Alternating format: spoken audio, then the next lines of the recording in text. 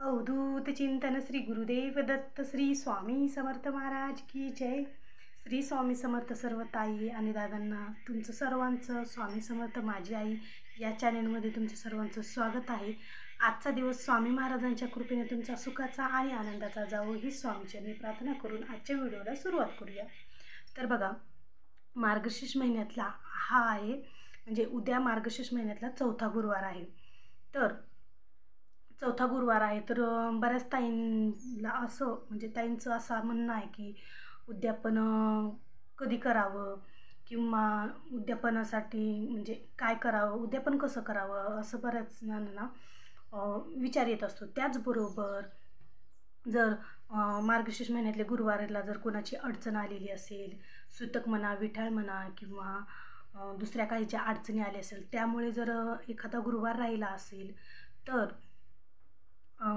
उद्यापन शेवटच्या म्हणजे पुढच्या गुरुवारी करावं की पौष महिन्यातल्या पहिल्या गुरुवारी करावं असं प्रत्येकाचं म्हणणं असतं। तर आज आपण ह्या व्हिडिओमार्फत तेच जाणून घेणार आहोत। तर बघा, मार्गशीर्ष महिन्यामध्ये कधी 5 गुरुवार येतात तर कधी 4 येतात। तर ह्या वर्षी 4 गुरुवार आलेले आहे मार्गशीर्ष महिन्यामध्ये। तर उद्याच्या गुरुवारचा हा शेवटचा गुरुवार आहे। तर उद्या एकादशी पण आहे आणि मार्गशीर्ष महिन्यातला शेवटचा गुरुवार पण आहे। तर मग उद्यापन कसं करावं? बघा, एकादशी ही विष्णूंना समर्पित असते, भगवान विष्णूंना एकादशी समर्पित असते आणि मार्गशीर्ष महिन्यातला गुरुवार हा महालक्ष्मीला समर्पित असतो। तर मग आपल्याला उपवास कोणता करायचा, कसा करायचा? तर बघा, ज्यांचा गुरुवारही असतो आणि एकादशी पण असते तर त्यांनी काय करायचं, उद्यापन करायचं का नाही किंवा नैवेद्य काय दाखवायचा, आणि ज्यांचा उपवास एकादशी नसते त्यांनी काय करायचं? तर बघा, ज्या ताईंची एकादशी पण आहे आणि गुरुवार पण आहे तर त्यांनी उद्यापन करावं का नाही?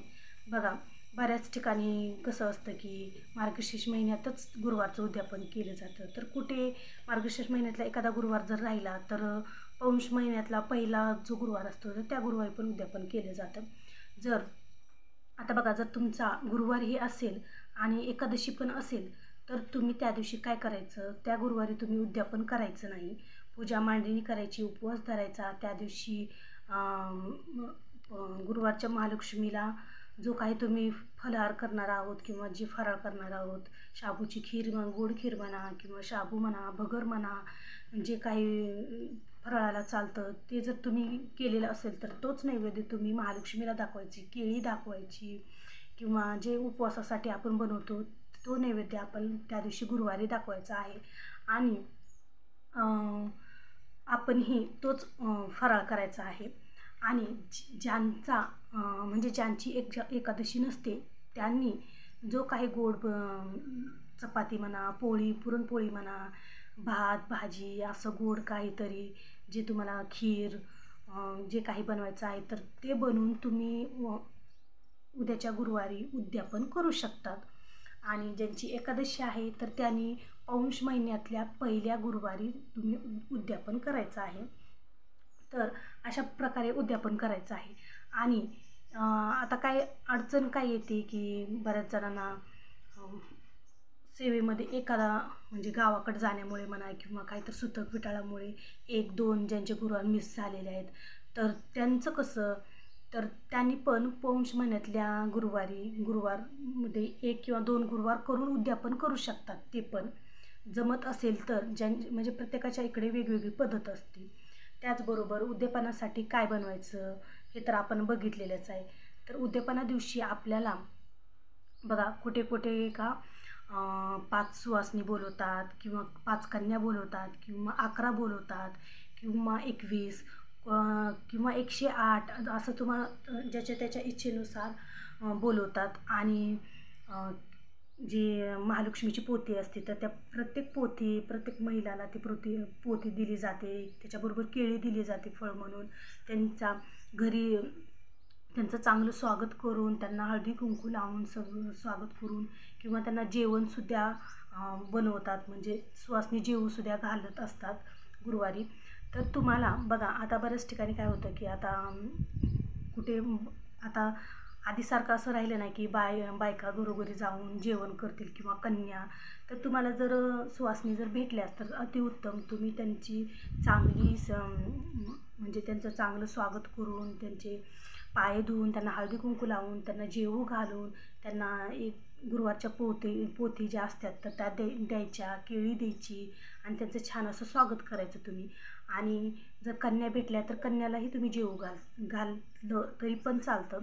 त्याचबरोबर यापैकी तुम्हाला तुमच्या घरी जर सुवासिनी कोण तुम्हाला भेटल्या नाही तर यापैकी तुम्ही एक सुवासिनी जर तुमच्या घरी आली तर एक सुवासिनीही त्यांच्या घरी आली तर तिला सर्व काही तुम्ही तिचं छान असं स्वागत करायचं, तिला जेवू घालायचं. आणि जर आता बघा आपण जे काही शृंगाराचं सामान असतं देवीला आपण ठेवतो, तर शृंगाराचं सामान जे काही असतं तर ते सुद्धा तुम्ही त्यांना शृंगाराचं सामान द्यायचं. अशा प्रकारे तुम्ही त्यांचं बघा, आपल्या घरी आलेली व्यक्ती ही लक्ष्मी स्वरूप असते. त्या दिवशी जी आपल्या घरी कोणतीही स्त्री येऊ तर ती लक्ष्मी स्वरूप असते. तर तिचं स्वागत हे आपण चांगल्या पद्धतीने केलं पाहिजे, तरच तुम्हाला याचं फळ मिळेल. तर त्याचबरोबर तुम्ही गरजू व्यक्तींना दान करा. त्या दिवशी मंदिरात काय तुम्हाला दक्षिणा टाकायची असेल, दानपेटीमध्ये दक्षिणा टाकायची असेल तर मंदिरात तुम्ही दान करा त्या दिवशी. किंवा कुठे खीर बनवून तुम्हाला जर खीर कुठे मंदिरात द्यायची असेल किंवा कुठे तर वाटायची असेल तर तेही तुम्ही करू शकतात.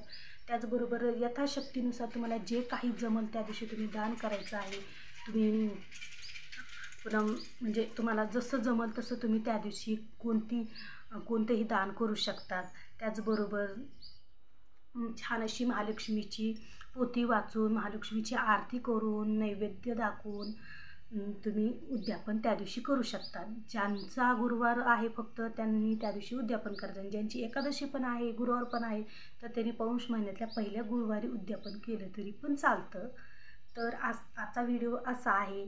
जर तुम्हाला आजचा व्हिडिओ आवडला असेल तर नक्की लाईक करा, शेअर करा आणि आपल्या चॅनलला नवीन असाल तर चॅनलला सबस्क्राईब करायला विसरू नका.